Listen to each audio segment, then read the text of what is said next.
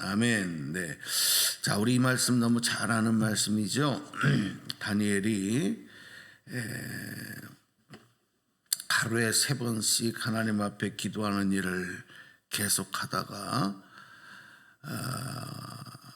왕위의 다른 신에게 기도하거나 더 숭배하거나 또 종교 행위를 하지 못하게 금령으로, 왕의 금령으로 내렸던 그 법에 저촉이 되면서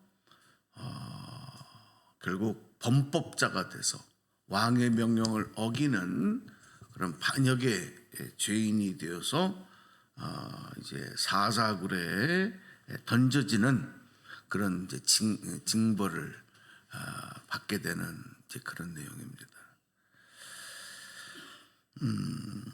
이 다니엘이 잘 아시는 것처럼 메대 왕 다리오 왕 때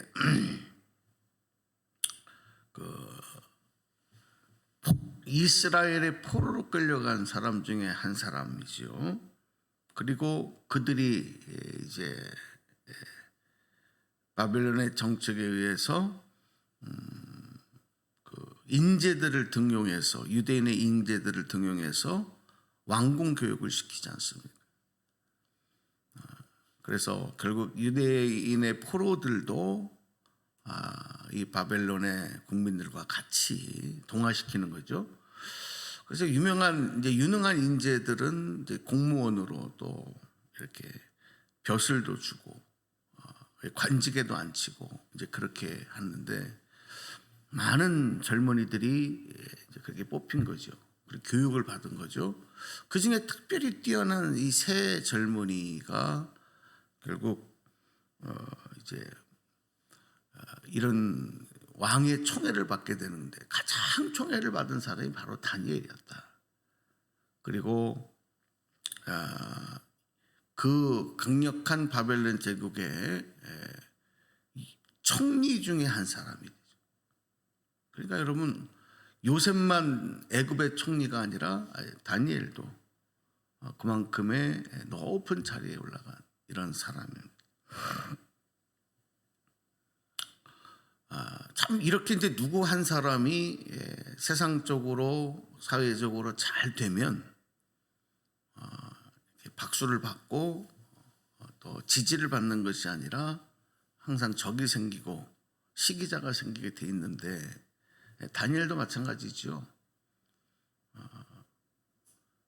외국에서 끌려온 포로 출신이고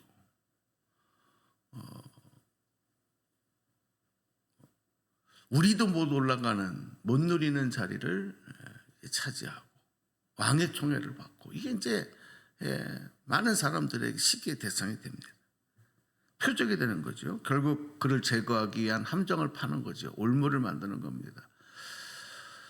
어떻게 보면 이 올무의 함정에 다니엘이 빠졌다, 이렇게 우리는 보죠. 볼 수 있습니다. 결국 왜? 그 일로 인해서 사자굴에 던져져서 찢겨 밥이 되어 죽게 되니까. 얼마나 비참합니까? 죽는 것도 여러 가지의 모습, 방법이 있지만 가장 고통스럽게, 비참하게 죽는 그런 모습 아니겠습니까?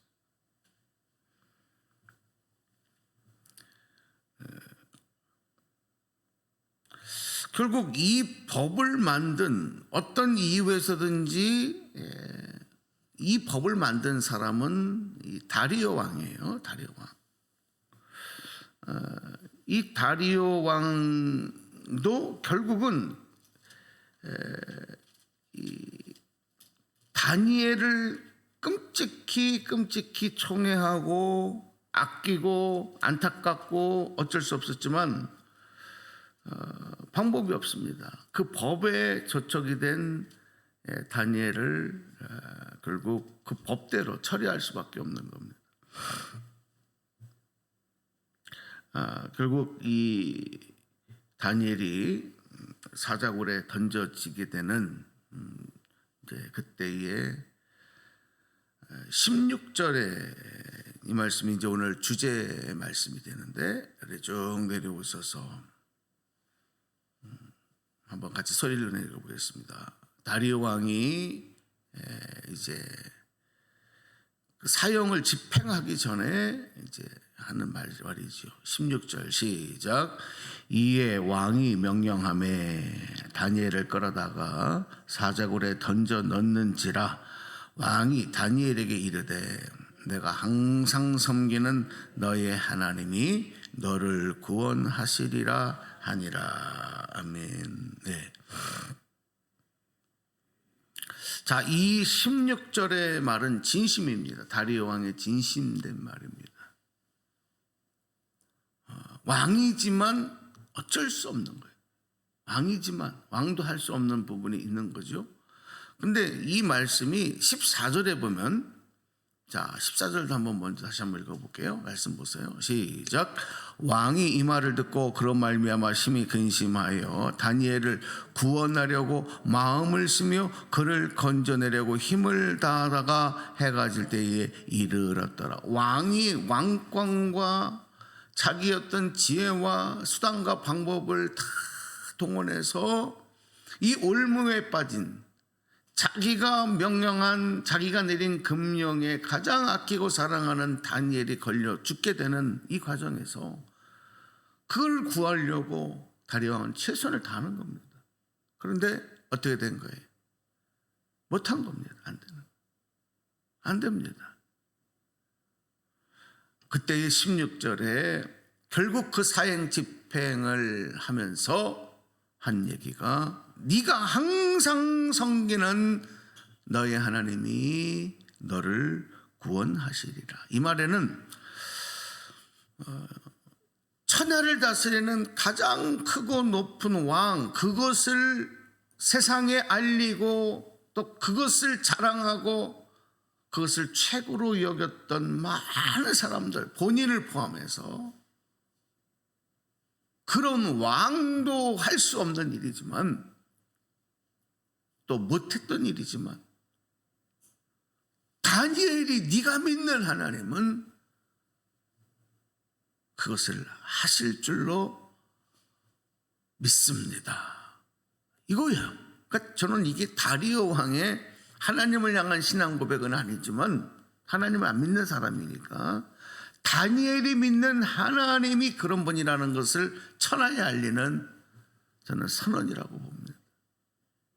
근데 우리는 다 결과를 알잖아요.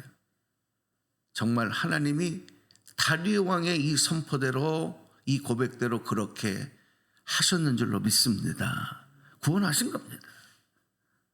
여러분, 하나님을 믿지 않는 이방의 왕도 이 하나님의 구원의 역사를 아는 거예요.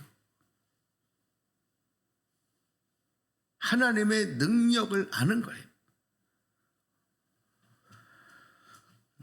아무리 사람이 함정을 파고 올무를 판다 하더라도 하나님이 하시면 하는 겁니다. 어떻게 다리오가 이 사실을 알았을까? 평상시에 다니엘을 보고 알아요. 하나님을 보고 아는 게 아니에요. 하나님을 믿는, 하나님을 경외하는 다니엘을 보고 하나님을 아는 겁니다. 여러분, 우리가 세상에서 하나님을 믿지 않는 자들이 어떻게 하나님을 믿습니까? 하나님을 보고 하나님을 믿습니까? 하나님을 알고 하나님을 믿습니까? 아닙니다. 오늘 하나님을 믿는 우리들을 보고 하나님을 믿는 거예요. 여러분의 가족들이 아직 인가구원이 안 된 분들이 혹시 계시면 그분들이 어떻게 하나님을 보고 믿습니까? 어떻게 하나님을 믿습니까? 평생 죽어도 못 믿어요. 그런데 믿게 된다면 나를 보고 믿어요.